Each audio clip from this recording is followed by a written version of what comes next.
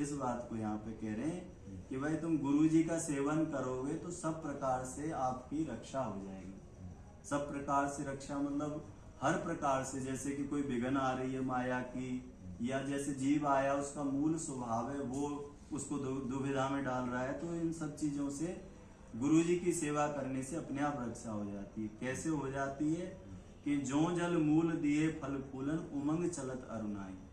जैसे आप पत्ता पत्ता पे जल डाल दो, और उससे बढ़िया ये है कि थोड़ा सा जल लेके जड़ में ही डाल दो तो अपने आप पत्थरों को लग जाएगा। उमंग चलत अरुणाई, तो ऐसे गुरु जी के सन्मुख रह के जो हम भक्ति करते हैं तो उससे अपने आप सारी चीजें बन जाती हैं। आगे फिर कह रहे हैं बिहारी देव जी, श्री गुरु गोविंद दो खड़े काके लागू पाए, बलिहारी गुरु आपने जिन गोविंद दिए दिखाए। ये तो लोक में प्रसिद्ध है ही है दोहा कि भाई गुरु जी और गोविंद खड़े तो मैं किसके पैर लागू। तो यहाँ गुरु जो भक्त हैं उनसे पूछा गया कि भाई गुरु जी भी खड़े हों और बिहारी जी भी खड़े हों, तो अब किसके पैर पहले पकड़ोगे। तो उन्होंने मंथन करने के बाद कहा कि भैया मैं तो गुरु जी की ही बलिहारी जाऊंगा, अपने गुरु जी के चरण पकड़ूंगा। क्यों पकड़ूंगा कि बिहारी जी तो पहले भी खड़े थे मंदिर में, आज भी विराज रहे, और जब हम नहीं जानते थे श्री हरदास नाम को तब भी विराजमान थे। पर इसको बताया किसने, बोले हमारे गुरु जी ने बताया कि ये बिहारी जी हैं, इनके चरण पकड़ो, ये ईश्वर है, ये हमारे सर जो भी है प्राण आधार ये है। तो यहाँ साधक कह रहा है कि मैं तो गुरु जी के ही चरण पकड़ूंगा, क्योंकि गुरु जी ने ही गोविंद को दिखाया मुझे। भगवान सब जगह व्याप्त हैं, पर गुरु जी का भजन करते करते वो दिखाई देने लगते हैं। जो पूर्ण सत्य है एक भगवान का बाहरी रूप है, जैसे बाहरी रूप जो दिखता है, एक उनका निज स्वरूप है। निज स्वरूप क्या है? बाहरी रूप तो ये है कि जब पृथ्वी पर भार अधिक हो जाता है, उसमें गीता में कह रहे हैं कि भगवान युग युग में अवतार लेते हैं, तो उसका केवल इतना ही है कि जब भार बढ़ जाता तो उसको उतारने के लिए भगवान हर युग में अवतार लेते हैं। इसमें जैसे द्वापर में भगवान आए, राम जी भी आए त्रेता में, तो इसको भार को उतारने आए, पर ये इनका वास्तविक रूप नहीं है। वास्तविक रूप क्या है कि जो वो अपने धाम में रहते हैं वहां पर लाड़ लड़ाते हैं। जैसे बिहारी जी प्रकट हुए, कृष्ण भगवान आए, तो कृष्ण भगवान का वास्तविक रूप ये नहीं है कि जो इतने समय आए और चले गए। वास्तविक रूप है कि जहां से वो आए थे और जहां चले गए वहां उनका रहना निश्चित होता है। तो गुरु जी की कृपा से उस भेद को हमें दर्शन होने लगते कि कैसे निकुंजों में गोलोक धाम में बिहारी बिहारन रहते हैं, श्यामा श्याम में, मतलब निज स्वरूप में रहते हैं वहां पर। ये तो बाहर तो इसलिए आए कि भाई बाहर का सीधा अर्थ यहाँ आचार्य चरण कह रहे हैं कि दुष्टों का संहारण करने और भक्तों को सुख देने के लिए आए। गीता में भगवान कहते हैं सुख क्या है, और मतलब दुष्टों को वो कह रहे हैं वहां पर गीता में श्री कृष्ण कि मैं दुष्टों का सर्वनाश करने के लिए नहीं अवतार लेता हूँ। क्यों लेता हूँ? कि मेरे जो भक्त हैं उनको जो दुख है उसको दूर करने के लिए। दुष्ट मुझे मारने में एक उसमें मार दूं, रावण को राम जी चाहे तो एक पलका उठाए वहीं से मार दूं, पर वो कह रहे हैं कृष्ण भगवान चाहे तो कितने दुष्ट हैं, एक चुटकी बजाएंगे तो मर जाएंगे। पर चुटकी मजा मारने से दुष्ट तो मर जाएंगे पर भक्तों को सुख नहीं मिलेगा। भक्तों को कैसे सुख मिला? भगवान कृष्ण आए, बाल लीला में यशोदा मैया को सुख दिया, थोड़े और बड़े हुए तो गोपियों के साथ महाराज किया तो भगवान ने सुख दिया, थोड़े और बड़े हुए तो सखाओं के साथ मटकी खाई, मटकी से दही खाई तो सख्य भाव बन गया, सुख देने का एक रास्ता बन गया। उसके बाद आप थोड़े और बड़े हुए तो अर्जुन के साथ में गए तो गीता जी का आज हमारे बीच में वो प्रकट हुई है गीता जी। तो बोले ये चीज नहीं होती मेरे अवतार ना लेने से, दुष्टों को तो कभी का मार देता। तो यहाँ कह रहे हैं कि वास्तव में मैं बहाना तो लेता हूँ कि मतलब मैं दुष्टों का नाश करने आ रहा हूँ, पर मेरी रुचि होती है कि मैं भक्तों को सुख दूं। सुख क्या है भक्तों का? कि देखो हम लोग हैं, साधु है, अपने माँ बाप को छोड़ा आते हैं, इस परिवार का त्याग कर आते हैं, यानी देह से संबंधित जो संबंध है उसको छोड़ा आता है, कष्ट पाता है, कोई अपना नहीं होता है।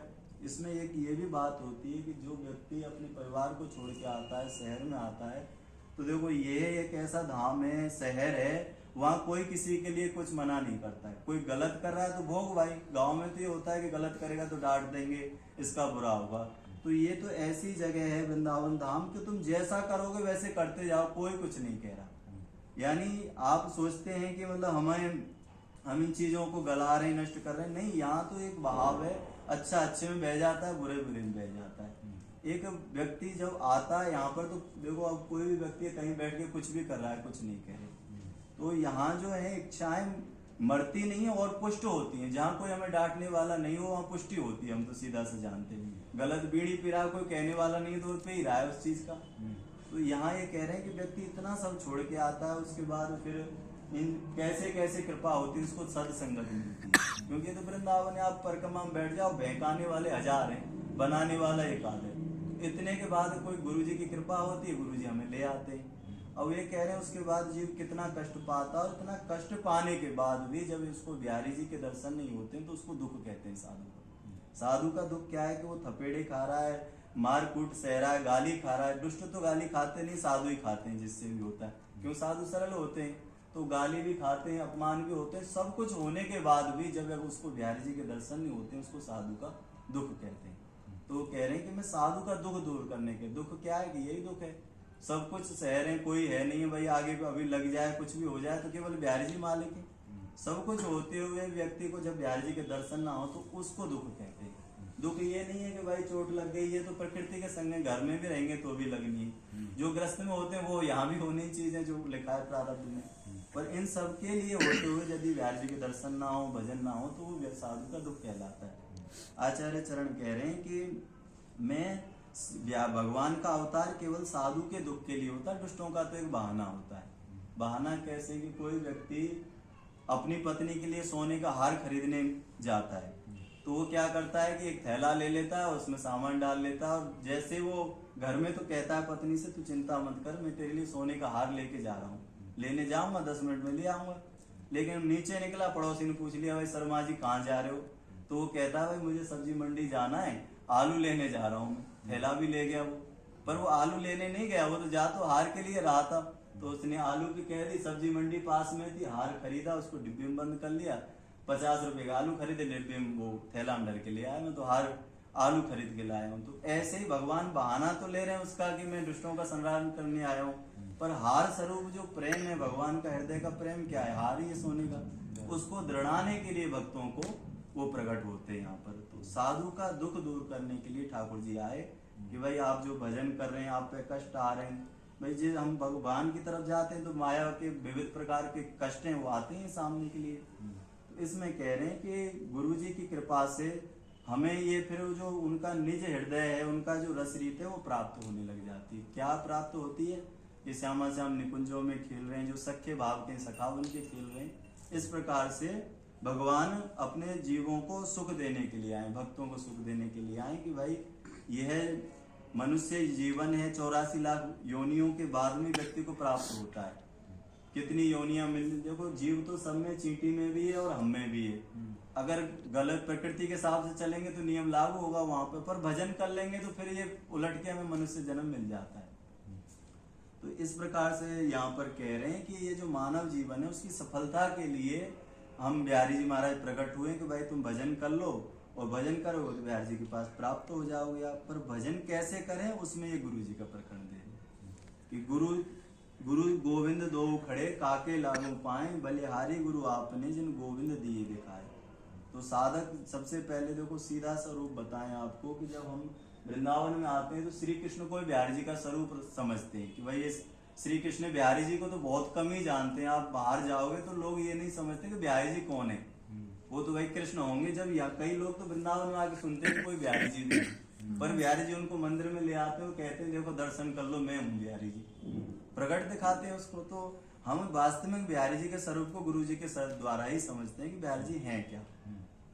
तो यहाँ पर यही बात बिहारी देव जी कह रहे हैं कि बलिहारी गुरु आपने जिन गोविंद दिए दिखाए, जिन्होंने बिहारी जी का वास्तविक परिचय हमसे करवा दिया कि जिस वृंदावन में आप बैठे हुए केवल शहर नहीं है, ये इसका भौतिक स्वरूप है, एक इसका प्रकट निजवी स्वरूप है।